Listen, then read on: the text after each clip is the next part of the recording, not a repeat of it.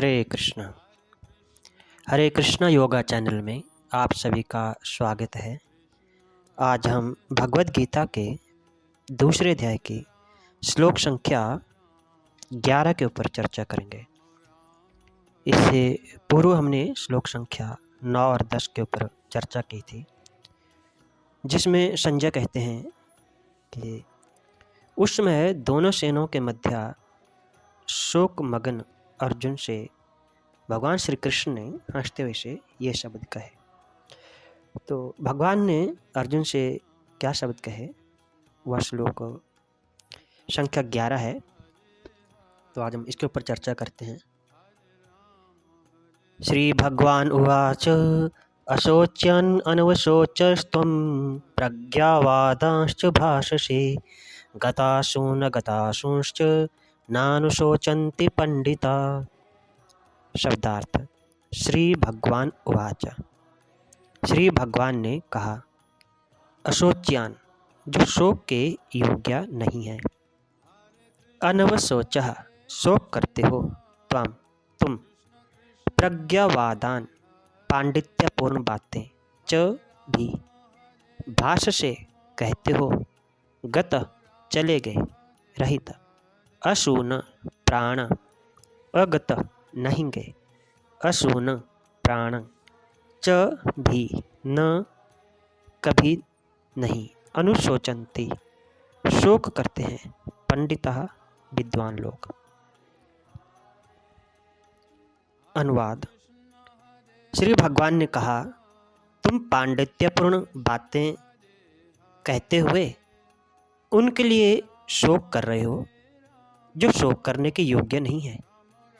जो विद्वान होते हैं वे ना तो जीवित के लिए ना ही मृत के लिए शोक करते हैं।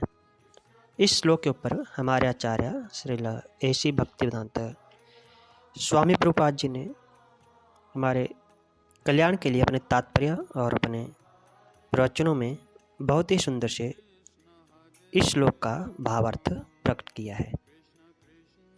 उससे पहले हम मंगलाचरण कर लेते हैं। ओम अज्ञानतिमिरन्धस्य ज्ञानाञ्जनशलाकया चक्षुर्मिलितं येन तस्मै श्रीगुरुवे नमः। श्रीचैतन्यमनोभीष्टं स्थापितं येन भूतले स्वयं रूप कदा मह्यं ददाति स्वपदान्तिकं। वन्देऽहं श्रीगुरु श्रीयुतपदकमलं श्रीगुरून् वैष्णवांश्च श्रीरूपं साग्रजातं सगण रघुनाथान्वितं सजीवं साद्वैतं सावधूतं परिजनसहितं कृष्णचैतन्यदेवं श्रीराधाकृष्णपादान् सगण ललिता श्रीविशाखान्वितांश्च। हे कृष्ण करुणा सिंधु दीनबंधु जगत्पते गोपेश गोपिकाकांत राधाकांत नमस्तुते। तप्त कांचन गौरांगी राधे वृंदावनेश्वरी वृषभानुसुते देवी प्रणमामि हरिप्रिये। वाञ्छाकल्पतरुभ्यश्च कृपा सिन्धुभ्येव च पतितानां पावनेभ्यो वैष्णवेभ्यो नमो नमः। जय श्री कृष्ण चैतन्य प्रभु नित्यानंद श्री अद्वैत गदाधर श्रीवासादि गौर भक्तवृंद। हरे कृष्ण कृष्ण कृष्ण हरे हरे, हरे राम राम राम हरे हरे। हरे कृष्ण। तो भगवान ने तत्काल गुरु का पद संभाला और अपने शिष्य को अप्रत्यक्षतः मूर्ख कहकर डांटा। उन्होंने कहा, तुम विद्वान की तरह बातें करते हो, किंतु तुम यह नहीं जानते कि जो विद्वान होता है, अर्थात जो यह जानता है कि शरीर तथा आत्मा क्या है, वह किसी भी अवस्था में शरीर के लिए, चाहे वह जीवित हो या मृत, शोक नहीं करता है। अगले अध्यायों से यह स्पष्ट हो जाएगा कि ज्ञान का अर्थ पदार्थ अथवा आत्मा एवं इन दोनों के नियामक को जानना है। अर्जुन का तर्क था कि राजनीति या समाज नीति की अपेक्षा धर्म को अधिक महत्व मिलना चाहिए, किंतु उसे यह ज्ञात न था कि पदार्थ, आत्मा तथा परमेश्वर का ज्ञान धार्मिक सूत्रों से भी अधिक महत्वपूर्ण है। और चूंकि उसमें इस ज्ञान का अभाव था, अतः उसे विद्वान नहीं बनना चाहिए था। और चूंकि वह अत्यधिक विद्वान नहीं था, इसलिए वह शोक से सर्वथा अयोग्य वस्तु के लिए शोक कर रहा था। यह शरीर जन्मता है और आज या कल इसका विनाश निश्चित है। अतः शरीर उतना महत्वपूर्ण नहीं है जितना कि आत्मा है। जो इस तथ्य को जानता है वही असली विद्वान है और उसके लिए शोक का कोई कारण नहीं हो सकता है। तो इस श्लोक में भगवान पद कहकर यह बताया है कि भगवत शब्द परब्रह्म का वाचक है, जैसा विष्णु पुराण में कहा गया है। शुद्धे महाविभूताख्ये परे ब्रह्मणि शब्दयति मैत्रेय भगवत शब्द सर्व कारण कारणे। हे मैत्रेय, भगवत शब्द महाविभूति संपन्न, सभी कारणों के भी कारण, शुद्ध परब्रह्म का वाचक है। और भगवान श्री कृष्ण ही परब्रह्म है। वे स्वयं कहते हैं, मत्तः परतरम नन्यत् किंचिदस्ति धनंजय। हे अर्जुन, मुझसे श्रेष्ठतर कोई दूसरा कुछ भी नहीं है। तो हम देखते हैं अभी तक अर्जुन शोक मगन होकर अलग अलग प्रकार के कारण दे रहे थे कि मैं युद्ध नहीं करूँगा। मनुष्य को जब शोक होता है तब वह संसार के प्राणी पदार्थों में दो विभाग कर लेता है कि एक ये मेरे हैं और ये मेरे नहीं हैं। ये मेरे निजी कुटुंबी हैं, परिवार के जन हैं, और ये मेरे निजी कुटुंब के लोग नहीं हैं। ये हमारे वर्ण के हैं और ये हमारे वर्ण के नहीं हैं। ये हमारे आश्रम के हैं और ये हमारे आश्रम के नहीं हैं। ये हमारे पक्ष के हैं और वो हमारे पक्ष के नहीं हैं। जो हमारे होते हैं उनमें ममता, कामना, प्रियता, आसक्ति हो जाती है। इन ममता, कामना आदि से ही शोक, चिंता, भय, उद्वेग, हलचल, संताप आदि दोष पैदा होते हैं। ऐसा कोई भी दोष अनर्थ नहीं है जो ममता, कामना आदि से पैदा न होता हो। यही सिद्धांत है। गीता में सबसे पहले धृतराष्ट्र ने कहा कि मेरे और पांडव के पुत्रों ने युद्ध भूमि में क्या किया। यद्यपि पांडव धृतराष्ट्र को अपने पिता से भी अधिक आदर दृष्टि से देखते थे, फिर भी धृतराष्ट्र के मन में अपने पुत्रों के प्रति ममता थी। अतः उनका अपने पुत्रों में और पांडवों में भेदभावपूर्वक पक्षपात था। ये मेरे हैं और ये मेरे नहीं हैं। जो ममता धृतराष्ट्र में थी वही ममता अर्जुन में भी पैदा हुई, परंतु अर्जुन यह ममता धृतराष्ट्र की ममता के समान नहीं थी। अर्जुन में धृतराष्ट्र की तरह पक्षपात नहीं था। अतः वे सभी को स्वजना कहते हैं। दृष्ट्वा इमं स्वजनम, और दुर्योधन आदि को भी स्वजन कहते हैं। स्वजनम ही कथम हत्वा सुखिना श्याम माधवा। तात्पर्य है कि अर्जुन संपूर्ण कुरुवंशियों में ममता थी और उसे ममता के कारण ही उनके मरने की आशंका से अर्जुन शोक मगन हो रहा था। इस शोक को मिटाने के लिए भगवान ने अर्जुन को गीता का उपदेश दिया, जो इस 11वें श्लोक से आरंभ होता है। इसके अंत में भगवान इसी शोक को अनुचित बताते हैं और कहेंगे कि तुम केवल मेरा ही आश्रय लो और शोक मत करो। मह सोचा, कारण कि संसार का आश्रय लेने से शोक होता है और अनन्य भाव से मेरा आश्रय लेने से तुम्हारा शोक, चिंता सब मिट जाएंगे।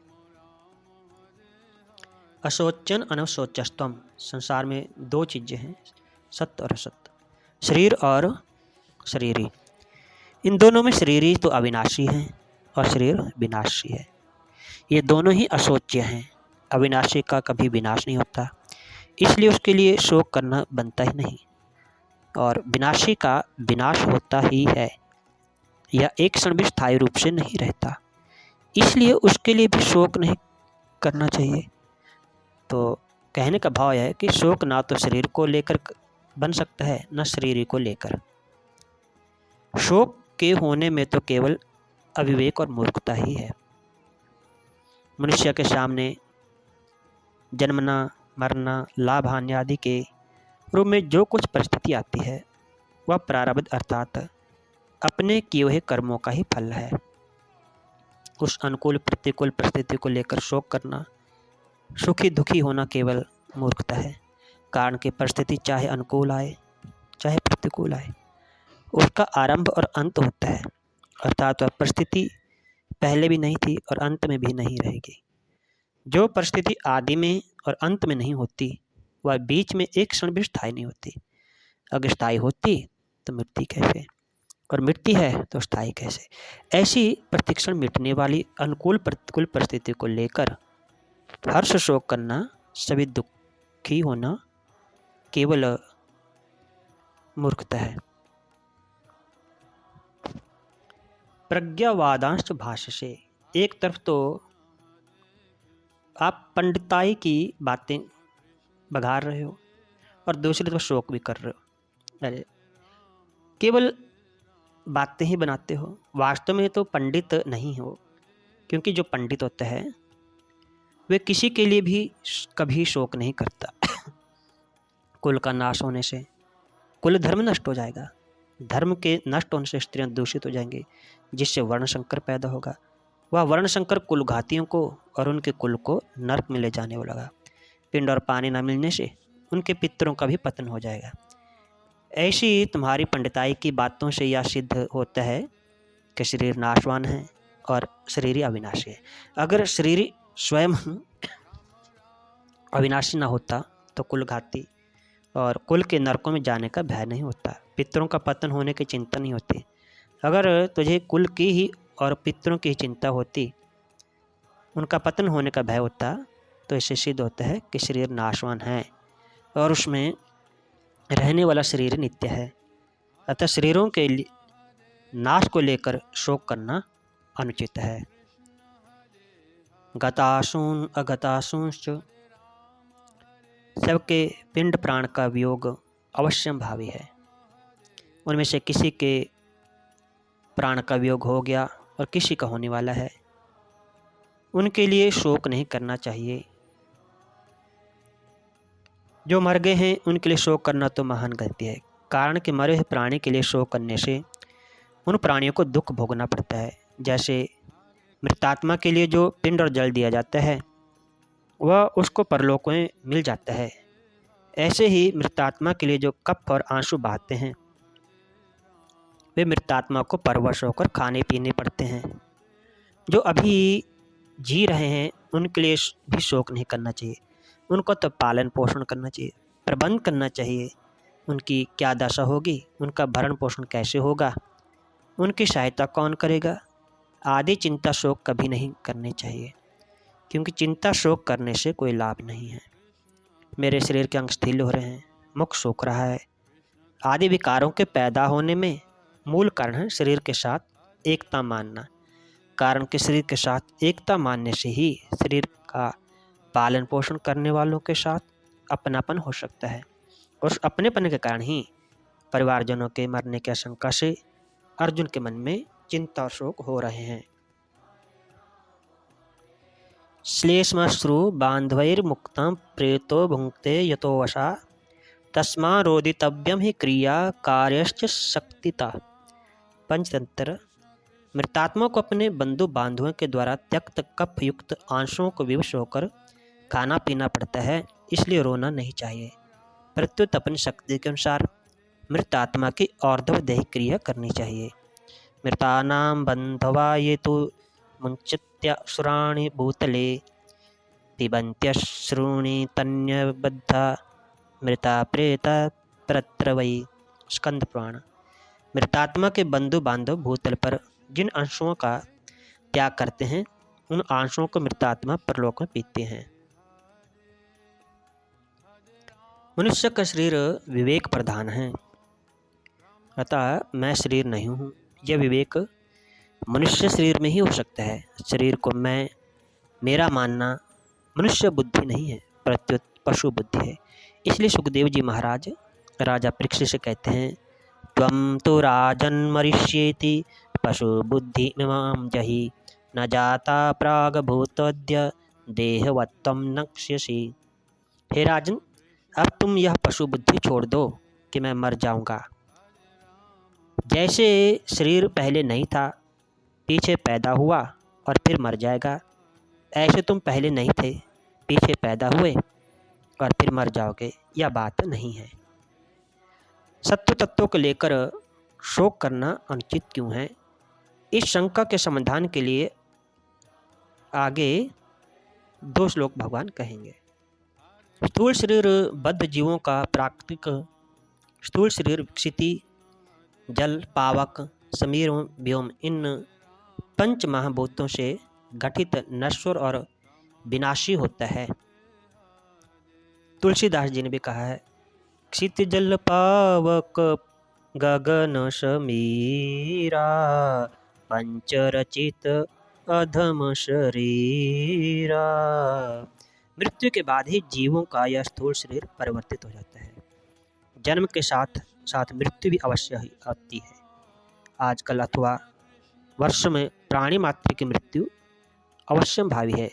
मृत्युर्जन्मवतां वीर देहेन स जायते, अधवा वत्सतान्ते वा मृत्युर्वै प्राणिनां ध्रुवा।